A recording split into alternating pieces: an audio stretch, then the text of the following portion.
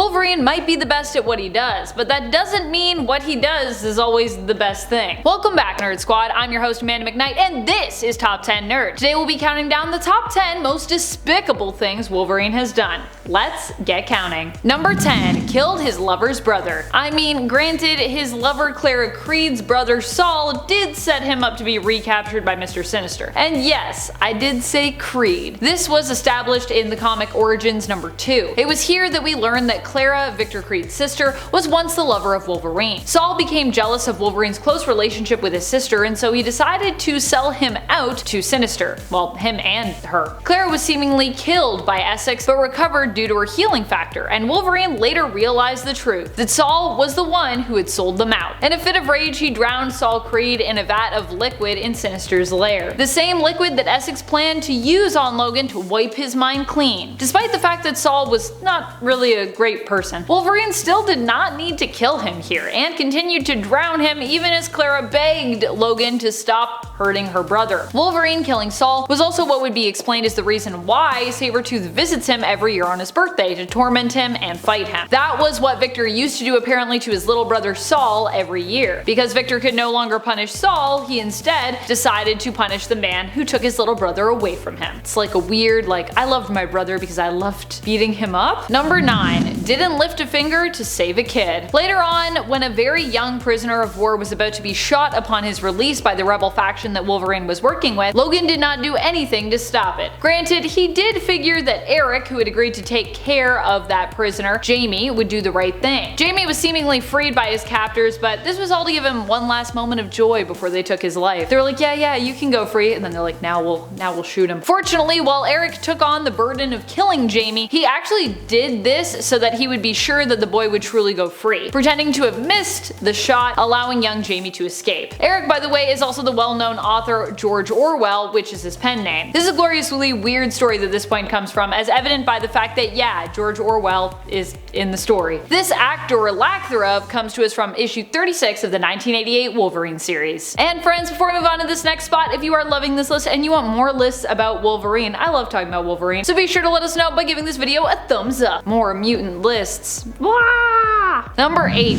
Killed a newly powered mutant. The newly powered mutant in question doesn't even have a name and is a high school kid. This of course all went down in the Ultimate Universe, which is a much harsher and gritty world by comparison to the Earth of 616. Still, Wolverine kills the kid who had just learned he is a mutant because it had been deemed that that kid is too dangerous. His powers allow him to basically vaporize people in his vicinity, and you get to see it happen in this issue as well, and I will say it's pretty brutal. It's like he burns people sort of from the inside out is what it looks like. Without meaning to, this kid vaporized all the people in his hometown, including his own family and his girlfriend. Rather than try to help this poor kid, it's decided the best thing for all of mutant kind, though maybe not this youngster himself, is for him to die. Wolverine is sent on a mission to deal with this new mutant. He talks to the kid and does his best to explain sort of what's going on and what's gonna happen. He isn't a cold-hearted killer after all, but he also still goes through with the mission without even seeming to question if it's the right thing to do. I mean, come on, Wolverine. It's just a kid! The two mutants go up to a cave in the evening and Wolverine gives him a beer and explains the whole situation, and in the morning, only Wolverine leaves the cave, implying the despicable deed has been done. Also, this kid never even got a name. Number 7. Kidnapped a nun. Now granted, Wolverine did this to actually try and help a recurring rival of his from back in Madripoor, Roughhouse. Roughhouse, you see, had been taken by the evil cyborg Geist, who had been around since World War II and had a history of working for villainous world leaders, including the Fuhrer. Geist had taken Roughhouse to use him for experimentation, as he was trying to use a very intense type of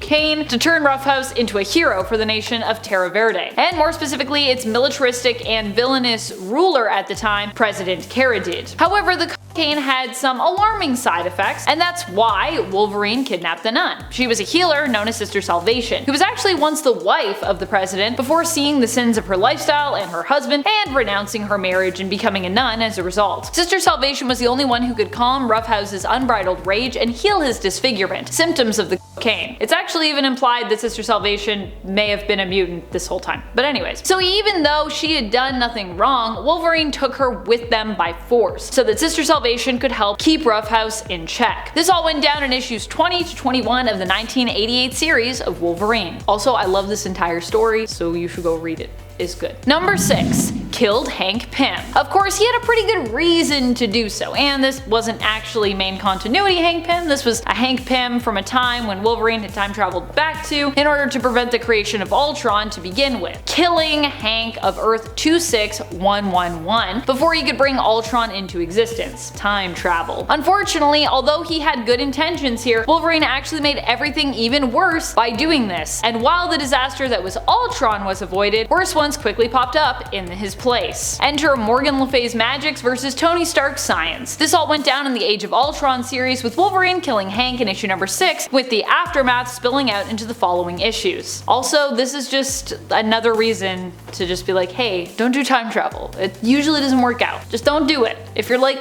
maybe I'll time travel to fix everything. No, I've read too many comics about this, I've seen too many movies, it's gonna be a bad idea overall. Except for maybe Back to the Future, although it goes wrong and then it usually goes right by the end.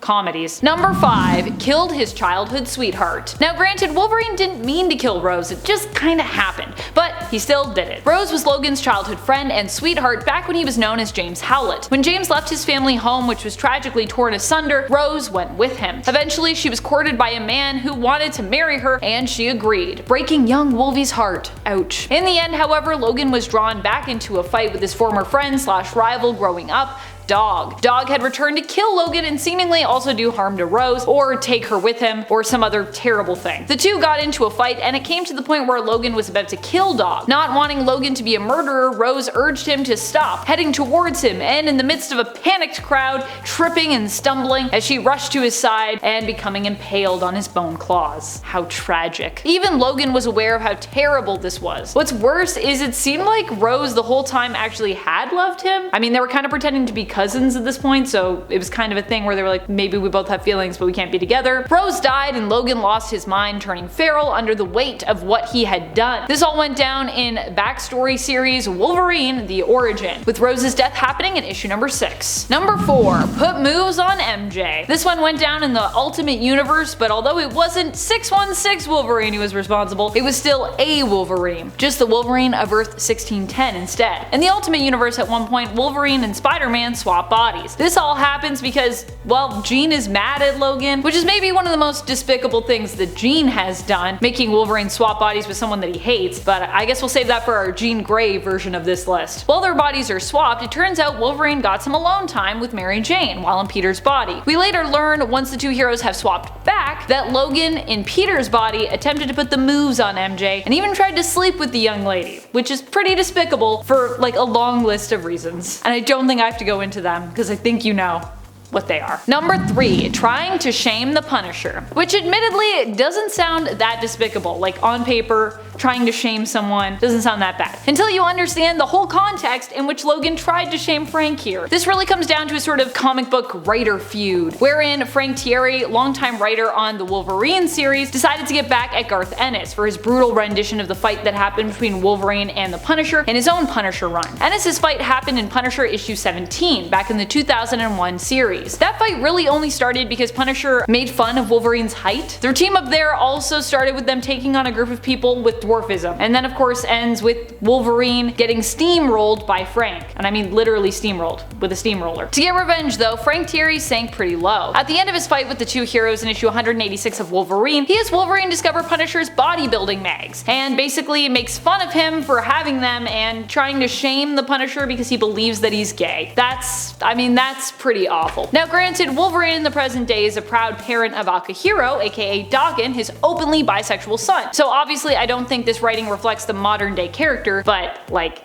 yeesh. Is a pretty bad. It was a weird time, friends. Number 2. Drowned his own son in a puddle. Speaking of Akihiro, I mean exactly what I just said is really what happened here. Granted, like so many awful things that Wolverine has done on this list, this one also wasn't directly his fault. He and his son Daken, aka Akihiro, were manipulated by Sabretooth, which is what led to this moment. The most tragic element of this whole thing is that he knew what he was doing was wrong, and sadly just spent time reflecting on what his life could have been like with Daken if he had actually been able to grow up with his father around. They could have had a beautiful relationship instead of hating and wanting to kill one another. Wolverine thinks on this, imagining what their lives could have been like, all while drowning Daken in a puddle. If you want to see this heartbreaking horror show of this son versus dad battle, check out issue 34 of the first volume of Uncanny X-Force, which started in 2010. Also, I believe that's Rick Remender and Phil Noto, and you know I love Phil Noto, and also Remender's done some pretty cool stuff, so it's a good one, but a tragic one. Number 1 forgot about his kids, then killed them. Never mind.